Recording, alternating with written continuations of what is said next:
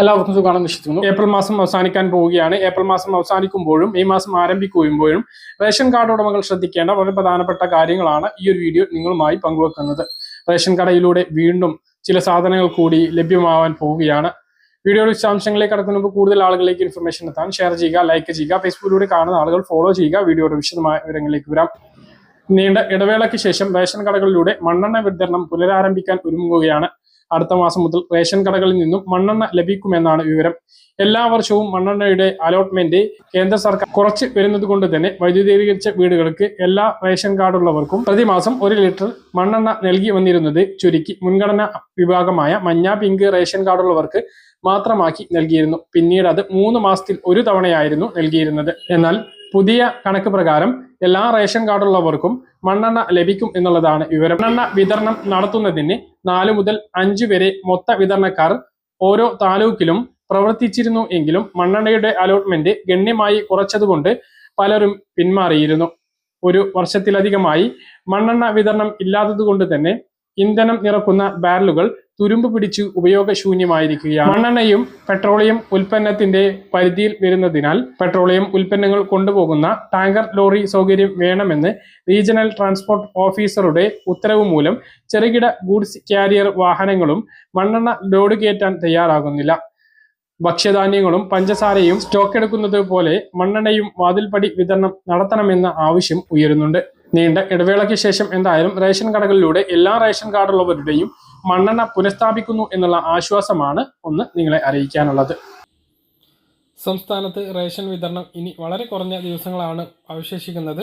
അതുകൊണ്ട് തന്നെ ഇനിയും ഏപ്രിൽ മാസത്തെ റേഷൻ വാങ്ങാത്ത ആളുകൾ ഉണ്ട് എങ്കിൽ ഉടനെ അത് കൈപ്പറ്റണമെന്ന് ഓർമ്മിപ്പിക്കുകയാണ്.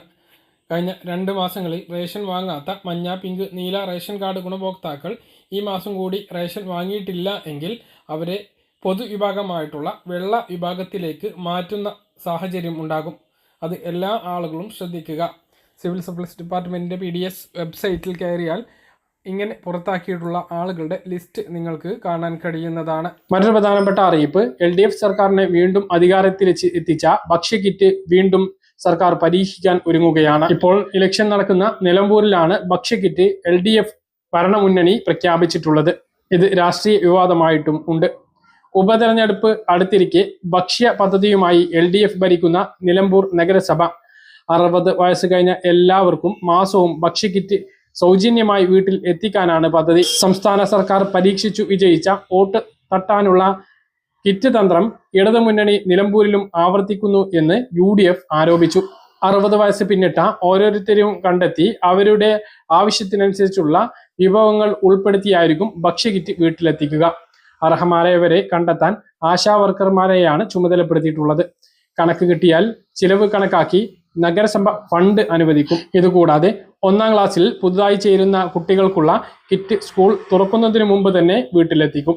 ഉപതെരഞ്ഞെടുപ്പ് വാതിൽപ്പടി എത്തി നിൽക്കെ LDF ഭരിക്കുന്ന നഗരസഭയുടെ കിറ്റ് പ്രഖ്യാപനത്തിൽ UDF അപകടം മുന്നിൽ കാണുന്നുണ്ട്. തെരഞ്ഞെടുപ്പ് പ്രചരണങ്ങളിലെ UDF-LDF തർക്കങ്ങളിലേക്ക് കിറ്റും കൂടി വിഷയമാകുന്നു എന്നുള്ളതാണ് ഇതോടെ ഉറപ്പായിട്ടുള്ളത്. നിലവിൽ LDFന്റെ കയ്യിലായിരിക്കുന്ന നിലമ്പൂർ നിയോജക മണ്ഡലം PV അൻവർ MLA രാജിവെച്ചതിനെ തുടർന്നാണ് ഉപതെരഞ്ഞെടുപ്പിന് കളമൊരുങ്ങിയത്.